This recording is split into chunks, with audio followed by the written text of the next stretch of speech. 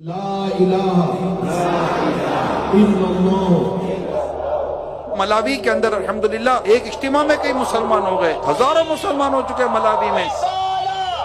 South Africa میں جو سوویٹو علاقہ ہے اس میں ایک مسجد ہے جس کا نام ہے فیضان ابو عطار، اس میں کم و بیش روزانہ 2 غیر مسلم مسلمان ہوتے ہیں۔ مسلمان ہونے کا مطلب ہے کہ سرکار کے دامن سے وابستہ ہو گیا۔ اب ہماری کو رسپانسبلٹی ہے کہ ان کو مسجد بنا کے دے، ان کو مدرسہ بنا کے دے، ان کو مصلی بنا کے دے نماز پڑھنے کا، ان کو امام دے، ان کو قاری دیں۔ اچھا یہ مرد تو آپ کو مسلمان ہوتے نظر آئے، ان کی عورتوں کے تعلق سے، ان کے بچوں کے تعلق سے، ان کی فیملی کے تعلق سے، ان کے سوشل ایشوز کے تعلق سے کام اتنا نہیں ہے کہ کوئی شخص آیا کلمہ پڑھا اور چلا گیا۔ دعوت اسلامی اس مسلمان ہونے والے کے دین کو، ایمان کو، عقیدے کو، اس کو پکا کرنے، مضبوط کرنے پر پوری کوشش کرتی ہے۔ اس کے لیے سینٹرز بنائے جاتے ہیں، ادارے بنائے جاتے ہیں، مبلغین ان کو کورس کروایا جاتا ہے، انگلش کورس کروایا جاتا ہے، عربی کورس کروایا جاتا ہے۔ یہ سارے کورسز بہت بڑا نظام ہے۔